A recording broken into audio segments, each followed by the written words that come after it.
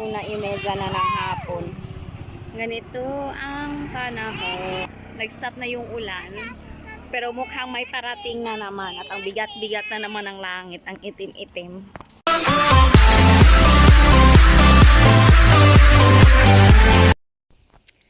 Hi guys! Good morning! Welcome back to my channel. Ayun. Maambun-ambun pa rin. Grabe! Kagabi, biglang bagsak yung ulan. Pero okay lang naman sa akin pag sa gabi, ang lakas ng ulan. Ang problema nga lang, kahit maulan, mainit pa rin yung panahon, wala na namang kuryente. Ganito dito eh. Pag umulan, malakas yung hangin, automatic, walang kuryente. Buti na lang may konting charge tong mobile ko at makapag-vlog ako ngayon. Kahit pa paano. Wala nga lang akong upload kagabi.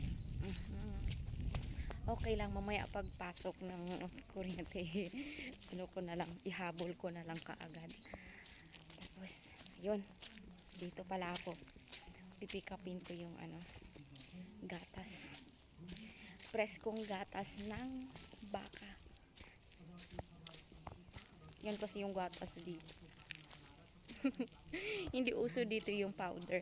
Wala kang mabibili dito sa amin na powdered milk. Kahit din sa may malaking grocery. Mayroong pang tea lang siya, pang partner lang ng tea na gatas, pero sabihin na yung iniinom na gatas na wala. Hindi sila mahilig. Fresh milk talaga sila. Yung talagang galing sa dudo ng kalabaw at baka. Ayan, nandito na po ako guys. Mamaya na ulit, nakakaya naman dun sa video ko sa harapan niya. Maya po. Ayan guys. Masaya ako. Inaabot ako ng ulan. Kala ko ambon lang. Biglang bumuhos na naman ulit yung ulan niya. Hindi, masyadong maliwanag. Biglang bumuhos. Kaloko. Yung paglalawa na naman ang problema ko ngayon ito. Ayan.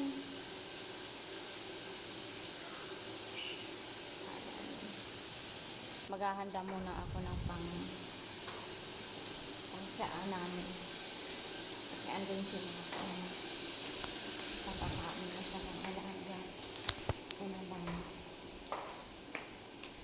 Guys, ito talaga yung struggle ko dito kapag nag-uulan. Ayan. Gawa ako ng sampayan dito sa kwarto namin. Ayan. Sabi ko nga to kasi binaliktad ko yung tinanggal ko siya lahat. Kasi para umaliwalas naman ng konti. Tapos aayusin ko na lang din ulit. Tapos mamaya-maya lang. Ayan. Etong sampayan na ginawa ko, mapupuno na to ng sinampay. Mabuti na lang talaga at hindi namin to tinutulugan. Or else, buryong-buryo. Nakakaburyo, di ba? Kapag punong-puno siya ng mga abubot-abubot. Nakakainis. Kapag hindi ko naman sinampay dito, hinayaan ko lang dun sa labas. Nangangamoy antot naman. Uulitin yung laban. Grabe. Grabe ang struggle kapag nag-uulan.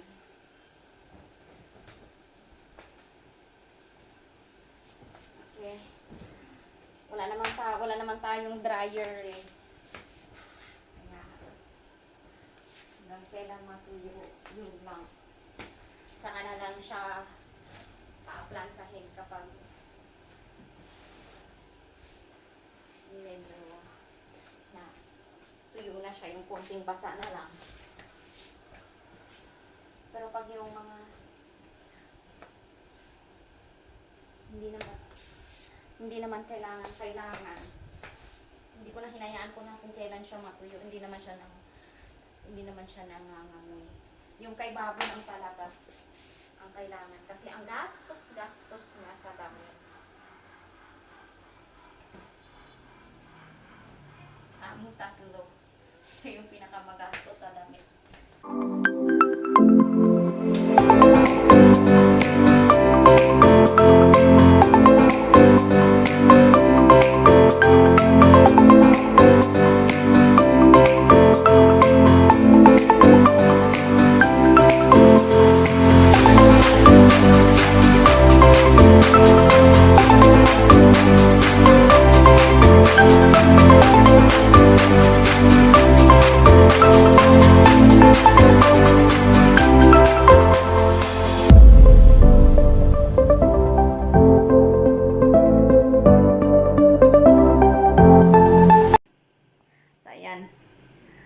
ready na ang sampayan ko dito sa loob. Tapos yung maliliit, hahanger ko na lang dyan sa may curtain rod. Yung malalaki na lang ang dito sa may lubid na to. Kasi baka masira na naman. Nasira ko na yung isang curtain rod sa kabilang kwarto eh. Kaya yan. Yan. Sampay na, sampay. Napatulo ko na eh. Guys. 1:30 na ng hapon. Ganito ang panahon. Nag-stop na yung ulan. Pero mukhang may parating na naman. At ang bigat-bigat na naman ng langit. Ang itim-itim. Struggle talaga pag tag-ulan. Grabe. Gagala muna kami saglit.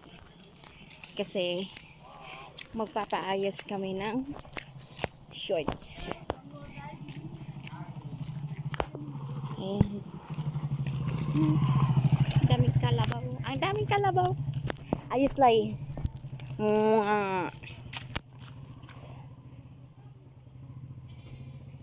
Lu.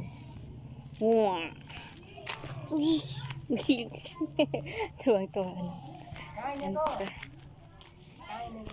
Repair. Go. Takot. Go, Papa. Papa. Go. Go, come. Go. I'm coming. Go.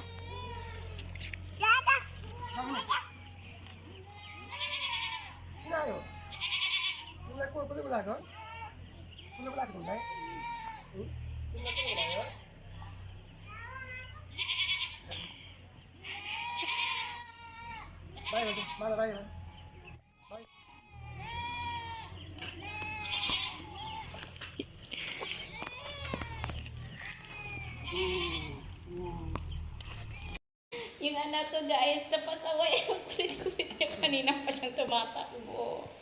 Oh, gusto ko siyang itali. Gusto ko siyang itali ngayon. Say hi guys. Mag-hi ka naman, oy. Say hi. Hi. Hi. Alam muna ako guys ng paboritong pagkain ng anak ko pagkagising niya ng hapon. Ayan. Gusto niya itong nagkukukuting-ting na.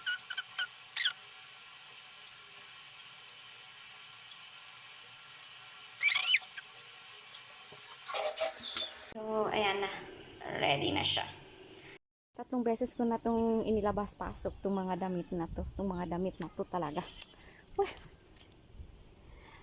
At yun. Papasok ko na talaga siya kaya gabi na. Yan, dahil 5:30 na ng hapon, tanggalin na natin. Hindi pa siya natuyo. Pero okay.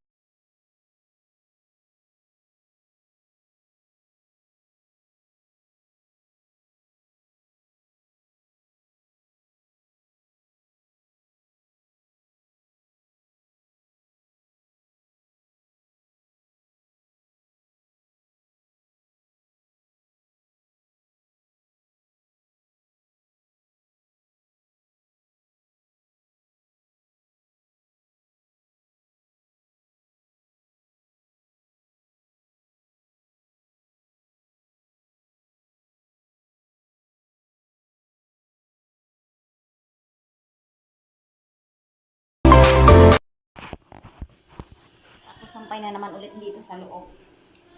Oh, nakakapikon. Nakakapikon. Labas-pasok sa sinampay. Naubusan na ako ng trabaho.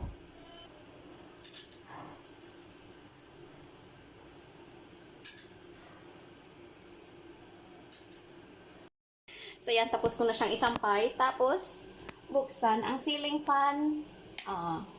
Para matuyo.